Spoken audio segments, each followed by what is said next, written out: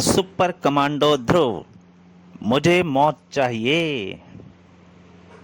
र- कथा एवं चित्र अनुपम सिन्हा, संपादन मनीष चंद्रगुप्त। राजनगर अपने आप में एक अनोखा महानगर है। इसके एक तरफ तो चारों लहरों लहरों से लहराता समुद्र है, तो दूसरी तरफ चिलचिलाती धूप से दहकता रेगिस्तान। इस रेगिस्तान के ऊपर जब सूरज चमकता है तो दूर दूर तक कोई भी जीव जंतु दिखाई नहीं पड़ता है, क्योंकि इस धूप को तो पत्थर भी सह नहीं पाते हैं। लेकिन फिर भी इस कड़कती धूप में एक बूढ़ा आदमी तपती हुई रेत पर पैरों के निशान छोड़ता हुआ राजनगर की तरफ बढ़ रहा था। और राजनगर में एसएसपी साहब शहर में घट रही आतंकवादी घटनाओं से चिंतित थे। हम जानते हैं ध्रुव कि ये वारदातें कौन कर रहा है, लेकिन हम उनको पकड़ नहीं पा रहे हैं। ऐसा क्यों सर? क्योंकि ये खतरनाक हत्यारे इस शहर की में कहाँ छिपे हुए हैं, यह हम नहीं जानते। और ये इतनी शीघ्रता से आतंकवादी हरकतें करके भागते हैं कि इनका पीछा कर पाना बहुत मुश्किल होता है। इसका पता लगाने की जिम्मेदारी मैं लेता हूं सर। जल्दी ही वे आतंकवादी आपकी गिरफ्त में होंगे। और लगभग इसी वक्त शहर के एक व्यस्त बाजार के गुजरती हुई एक तेज वैन जरा धीमी हुई और उसमें से एक शक्तिशाली हथगोला उछलकर सड़क पर आ गिरा। यह तो बम है, भागो! यह जरूर उन आतंकवादियों का ही काम है। ए ईश्वर, अब तू ही रक्षा करना। सभी अपनी जान बचाने के लिए बम से दूर भागे। पूरे बाजार में भगदड़ मच गई, लेकिन भीड़ होने के कारण भागने का रास्ता नहीं था। ऐसे में एक बूढ़ा आदमी जिसके कपड़ों से रेत जैसी चू रही थी, बम की तरफ बढ़ा और उसने बम को उठा लिया। अरे पागल हो गया है क्या? यह बम फटने वाला है। तुम्हारे चीथड़े उड़ जाएंगे। मेरे चीथड़े उड़ जाएंगे? काश इसकी बात सच होती। वो बूढ़ा आदमी ऐसा क्यों सोच रहा था? लेकिन मैं इस बम को ऐसे फटने नहीं दूंगा, वरना कई जानें चली जाएंगी, और मैं यह भी नहीं चाहता कि मेरे अलावा और कोई भी मरे। वह बूढ़ा आदमी बम को उठाकर भीड़ से दूर दौड़ा और हथगोले को अपने ही शरीर के नीचे दबाकर लेट गया। अगले ही क्षण बम फट गया, बुड़ूम। लेकिन शरीर के नीचे दबाने के कारण धमाके का असर दूर तक नहीं हुआ। क्या था उस बूढ़े में ऐसा जो बम का असर नहीं हुआ? भीड़ देखने पहुंच गई। यह तो बेहोश हो गया। हाँ, लेकिन आश्चर्य है, इसके शरीर पर तो कहीं पे खरोंच तक नहीं आई है। फिर भी इसको अस्पताल तो पहुंचाना ही होगा। इसने अपनी जान देकर हमारी जानें बचाई हैं। आतंकवादी भी यह दृश्य देख रहे थे। देखा जग्गा, हमारे कम से कम 50,000 रुपये पानी में चले गए। हाँ यार, हमको इस बम से मरने वाले हर आदमी पर 5,000 रुपये मिलते, और कम से कम 10 तो मरते ही मरते। लेकिन इस कमीने बुढ़ऊ ने हमारी स्कीम चौपट कर दी। सबसे पहले इसी को ठिकाने लगाना पड़ेगा। लेकिन भीड़ तो इसे अस्पताल ले आ रही है। उस एम्बुलेंस के पीछे चलते हैं।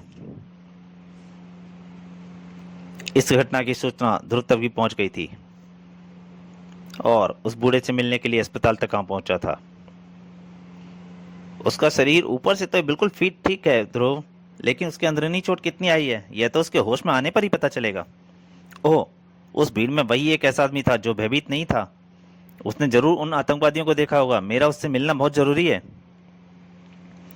आई एम सॉरी, वैसे भी अभी तक वह होश में नहीं है। हम उस पर पूरी जांच रखे हुए हैं ध्रुव। उसके होश में आ जाने के बाद ही कुछ कहा जा सकता है कि वह बचेगा या नहीं। वैसे मुझे उम्मीद कम है। सुना हीरा, अभी हम इसके अपने आप मरने का इंतजार करते हैं। कम से कम 5,000 तो मिलेंगे ना? एक आश्चर्य की बात और है ध्रुव, बम के धमाके से उस बूढ़े की खाल इतनी सख्त हो गई है कि जब हम उसे इंजेक्शन लगाने लगे तो सुई ही टूट गई।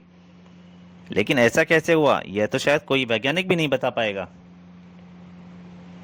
लेकिन ऊपर इमरजेंसी वार्ड में भर्ती उस बूढ़े को धीरे धीरे होश आ रहा था,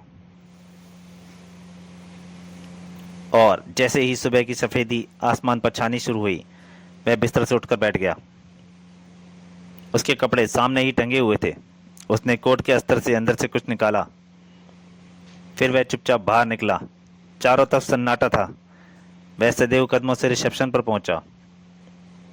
उसने सोती हुई रिसेप्शन के खुले हाथ में कुछ रखा और बाहर के दरवाजे की ओर बढ़ गया। ये क्या? यह तो वही बुड्ढा है। उसे नहीं पता था वो दोनों आतंकवादी बाहर उसका इंतजार कर रहे हैं।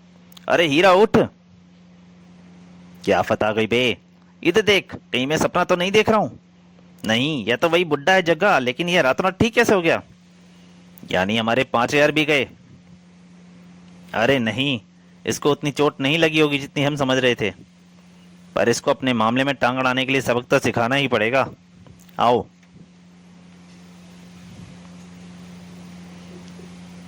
और इसके कुछ ही मिनटों बाद ध्रुव भी अस्पताल पहुंचा था। डॉक्टर साहब, उस बूढ़े मरीज के क्या हाल हैं? आओ देखते हैं। अभी थोड़ी देर पहले तक तो वे बेहोश था। अरे ये रिसेप्शनिस्ट तो सो रही है, और इसके हाथ में सोने का सिक्का और चिट कैसी रखी है? इस पर तो लिखा है रूम नंबर 107 का पेमेंट। यह तो उसी बूढ़े के कमरे का नंबर है। आखिर ये चक्कर क्या है? डॉक्टर, 107 का पेशेंट अपने कमरे में नहीं है। असंभव! वह मरीज चलना तो दूर, हिलने की हालत में नहीं था। एक असंभव चीज और देखिए, यह खरे सोने का सिक्का लगभग 300 साल पुराना है, और वह मरीज ऐसे दुर्लभ सिक्के से अपना बिल अदा कर रहा है। लगता है कि कोई उसका अपहरण करके ले गया है। अगर ऐसा है तो वो लोग अभी ज़्यादा दूर नहीं गए होंगे। मैं अभी उनको पकड़ता हूँ। उधर दोनों आतंकवादी अपने शिकार को घेर चुके थे। क्या चाहते हो तुम लोग? ओह, तुम दोनों तो वही हो जिन्होंने भीड़ पर बम फेंका था। बड़ी तेज नजर है बुड्ढे की जग्गा। लगता है तुम दोनों मुझे मारना चाहते हो, है ना? दिमाग भी तेज है बुड्ढे का जग्गा। तो कोशिश करो मुझे मारने की। हीरा का चेहरा एकदम कठोर हो गया। मारना तो तुझे पड़ेगा ही बुढ़ऊ। और उसने चाकू बूढ़े के पेट में घोंप दिया। कट! विदेशी सरकार हमें फ्री के पैसे नहीं देती है। और इस बार जगह के चेहरे पर आश्चर्य के भाव तय उभर आए, क्योंकि चाकू का स्टील का मजबूत फल बुरी तरह से मुड़ गया था। और ठीक इसी वक्त ध्रुव को वहां पर पहुंच गया। यह तो वही वृद्ध लगता है, और इसके साथ दो आदमी भी खड़े हैं, लेकिन ये दोनों उस पर हमला क्यों कर रहे हैं? इसका मतलब है ये जरूर वही आतंकवादी हैं, और वे इस बूढ़े को जान से मारना चाहते हैं। जग्गा, ध्रुव! पलक झपकते ही एक आतंकवादी ने अपना शॉल उतार फेंका। घबरा मत हीरा, आज इसकी मौत ही इसे यहाँ पर खींच लाई है। और उसकी उंगली शॉल के अंदर छिपी स्टेन गन के टिगर पर दब गई।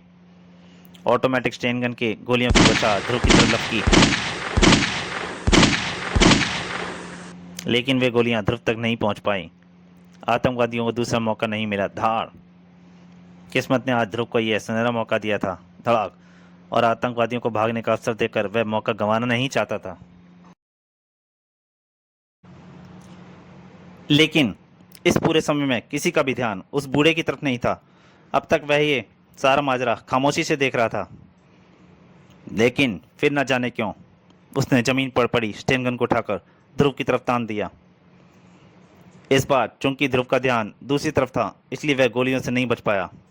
बूढ़े ने स्टेन गन उठा के ध्रुव पर फायर कर दिए। एक गोली ध्रुव की बांह को रगड़ लगाती हुई निकली, और वह चीख कर नीचे गिर पड़ा। आओ भागो! आतंकवादी खुद आश्चर्यचकित थे। आज उनके शिकार ने ही उनको बचाया था। लेकिन सवाल जवाब का वक्त नहीं था।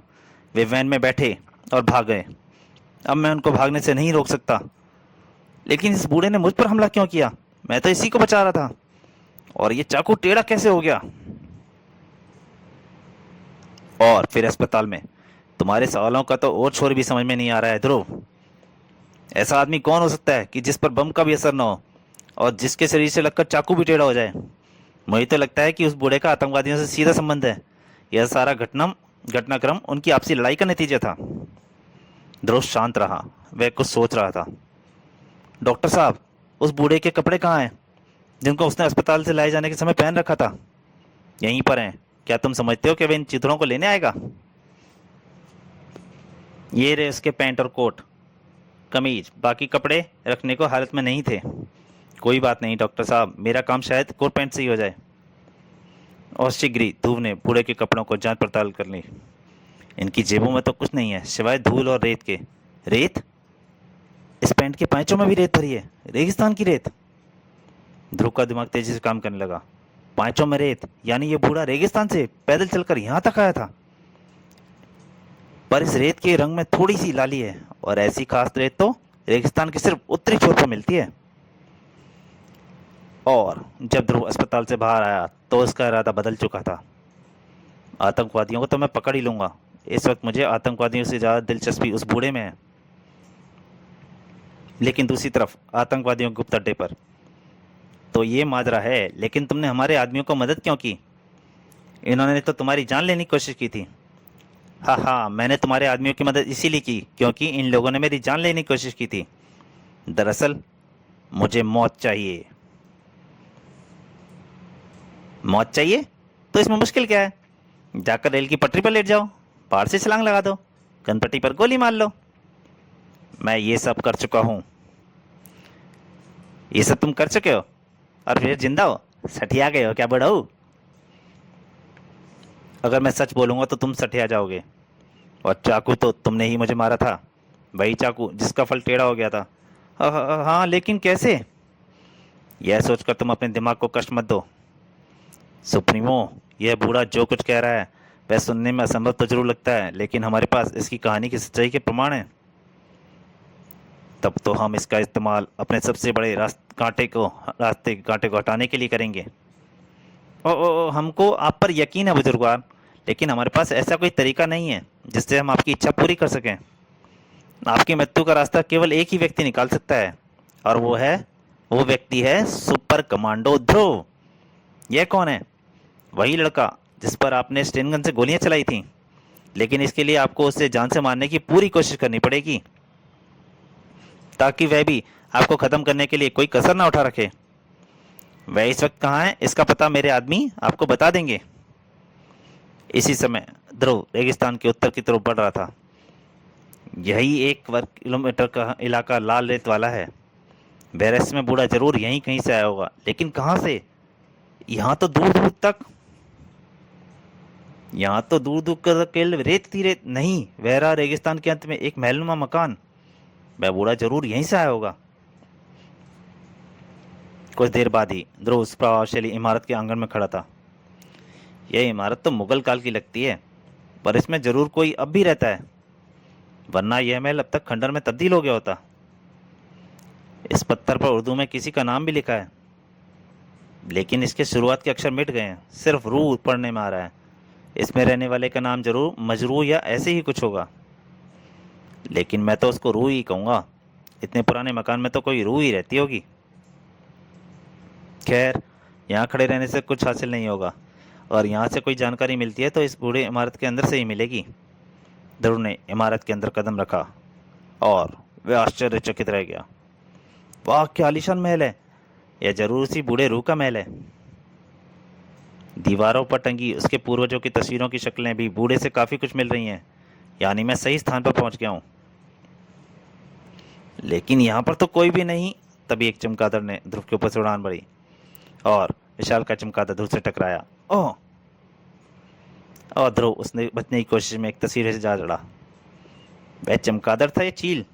अरे वाह, यह चित्र तो उस बूढ़े से मुगल काल के किसी पूर्वज का लगता है। इसकी शक्ल भी बिल्कुल रूह जैसी है, यहाँ तक कि इसकी ठोड़ी पर भी वैसा ही तिल है जैसा कि रूह की ठोड़ी पर है। और यह दूसरा चित्र इस पूर्वज के शायद अगले वंश का है। तब तक शायद अंग्रेज भी काफ़ी फैल गए थे, लेकिन लेकिन इसकी ठोड़ी पर भी वैसा ही तिल है, यानी। और तभी ध्रुव के दिमाग में एक आश्चर्यजनक विचार कौंधा। यानी ये सब एक ही आदमी की तस्वीरें हैं। 3 आदमियों की शक्लें तो एक जैसी हो सकती हैं, लेकिन तीनों की एक ही जगह पर एक ही तिल नहीं हो सकता। आखिर ये चक्कर क्या है? यह वो चक्कर है ध्रुव, जिसमें मैं पिछले 300 सालों से घूम रहा हूं। तुम? हाँ, तुम सही समझे। ये सारी तस्वीरें मेरे पूर्वजों की ही नहीं, मेरी ही हैं। ओह, तुम्हें धोखा खा गया। मुझे ये तस्वीरें देखने में 250-300 साल से पुरानी लगी। ठीक लगी। यह पहली तस्वीर मैंने तब बनवाई थी जब मैं औरंगजेब की बड़ी अदालत का काजी था, यानी मुख्य न्यायाधीश। औरंगजेब? लेकिन वह तो कई सौ साल पहले। कई सौ नहीं, सिर्फ 300 साल पहले। इतने साल बीत गए हैं कि अब तो मुझको अपना नाम भी याद नहीं है। वैसे मुझको तुम्हारा दिया नया नाम पसंद आया, रूह। लेकिन मुझको इतना याद है कि वह जमाना फ़कीरों, सूफी और संतों का ज़माना था। वे लोग उस वक्त तादाद में इतने ज़्यादा बढ़ गए थे कि असली और भिखारी में फ़र्क करना भी मुश्किल था। और फिर मैं भी तो काजी होने के नशे में चूर रहता था। एक रात बादशाह सलामत के महल के दरबार में दावत खाकर लौटते लौटते रात का दूसरा पहर भी बीत गया। मैं थका हुआ भी था। बिस्तर पर लेटते ही मुझे नींद आ गई। लेकिन थोड़ी ही देर में सुबह हो गई और एक फकीर मेरी खिड़की के नीचे से गाता हुआ गुजरा। मेरी नींद टूट गई। गुस्से के मारे मेरे दिमाग ने काम करना बंद कर दिया। मैं चिल्लाया, सिपाहियों, इस नामुराद को पकड़कर मेरे सामने लाओ। जो हुकुम काजी सरकार। थोड़ी ही देर में मेरे सिपाही उस फकीर को पकड़कर मेरे सामने ले आए। क्यों रे भिखारी, इतनी रात इतनी जोर से क्यों गा रहा था? पता है तेरे गाने से हमारी नींद टूट गई। तो इसमें क्रोध कैसा बंदे, सुबह का वक्त तो जागने का ही होता है। उसके जवाब ने मेरे गुस्से को और भड़का दिया। जुबान लड़ाता है कमबख्त, इसकी गर्दन धड़ से जुदा कर दी जाए। पर मेरा कसूर क्या है? तेरा कसूर यह है तूने हमारी नींद में खल डालने की जरूरत की। मेरे बात वो नाराज हो गया। तू काजी है इसलिए तू समझता है कि तू जिंदगी और मौत का फैसला तू ही करता है। तू समझता है कि मौत सबसे बड़ी सजा है। लेकिन जा, आज से मैं तुझे एक जिंदगी की सजा देता हूं, जाकर जी। और तब तक जीता रहे जब तक तुझमें इंसानियत ना आ जाए। जिस दिन तू सच्चे दिल से किसी पर इंसानियत लुटाएगा, तुझे इस जिंदगी के नर्क से छुटकारा मिल जाएगा। सिपाहियों, सुन क्या रहे हो? अब हमारे हुक्म की तामील हो। सिपाहियों की तलवारें उठी और उस फकीर का सिर जमीन पर आ गिरा। उस वक्त मैंने फकीर के साप को गंभीरता से नहीं लिया था, लेकिन समय बीतने के साथ साथ फकीर का साप सच साबित होने लगा। मेरे सारे सगे संबंधी दोस्त एक एक करके चल बसे। मेरा मन भी दुनिया से उचाट हो गया। मैं अपनी मौत की प्रतीक्षा करने लगा, लेकिन मुझे मौत नहीं आई। उधर ध्रुव और उस बूढ़े की बात वो गिरे वाले सारे आतंकवादी भी सुन रहे थे। कुछ साल बाद लोगों को मुझ पर शक होने लगा। तब मैं ये देश छोड़कर ईरान चला गया और अब अफवाह फैला दी कि वहाँ पर शादी करके एक लड़का होने के बाद मैं मर गया हूँ। 50 साल बाद जब मैं वापस आया तो सबने यही समझा कि मैं अपना ही बेटा हूँ। ऐसा मैं हर 50 साल बाद करने लगा। धीरे धीरे यहाँ की आबादी उजड़ गई, हरियाली खत्म हो गई और यहाँ पर रेगिस्तान बन गया। इस दौरान मैंने मरने की हर संभव कोशिश की, लेकिन पोटेशियम साइनाइड जैसा जहर भी मुझ पर बेअसर रहा। अब तो मेरी खाल भी इतनी सख्त हो गई है कि गोलियां तक मुझ पर बेअसर हैं। और जिस बात से भी मैं आश्चर्यचकित हूँ वह है इस वक्त बीतने साथ साथ मेरी शक्ति कम होने के बजाय बढ़ती ही जा रही है। श्रीमान रू, मैं यह नहीं कह रहा कि आप सच नहीं कह रहे हैं, लेकिन फिर भी आपकी बात पर यकीन करना मुश्किल है। और अगर यह सब सच है तो आप बम के धमाके से बेहोश कैसे हो गए? इस प्रश्न का उत्तर तो मुझे खुद नहीं पता। ऐसा मुझको पहले कभी नहीं हुआ। तो आप क्या चाहते हैं? मैं मौत चाहता हूँ, और मैं यह चाहता हूँ कि तुम मुझे किसी तरीके से मार डालो। परंतु मैंने तो आज तक किसी को भी जान से नहीं मारा है। लेकिन तुमको मुझे मारना होगा, वरना मैं तुमको मार डालूंगा। बूढ़ा सधे हुए कदमों से ध्रुव की तरफ बढ़ा और अगले ही पल एक स्पष्ट हो गया कि बूढ़ा मजाक नहीं कर रहा था। उसका एक घूंसा ध्रुव के ऊपर लगा। आह! दूसरी तरफ आतंकवादियों के अड्डे पर, शाबाश हीरा, तुमने जो ट्रांसमीटर बूढ़े पर चिपकाया था वह बहुत सही काम कर रहा है। अब यह गप्पी बूढ़ा हमारा रास्ता जरूर साफ कर देगा। तो दोस्तों, आपको क्या लगता है, क्या ध्रुव उस बूढ़े के हाथों मारा जाएगा, या ध्रुव उस बूढ़े को मारने का कोई तरीका ढूंढ लेगा? और इन आतंकवादियों का क्या होगा? ये सब जानने के लिए आपको मुझे मौत चाहिए का दूसरा और अंतिम भाग वो पढ़ना पड़ेगा, जो कि मैं जल्दी ही डालूंगा। तब तक के लिए नमस्कार।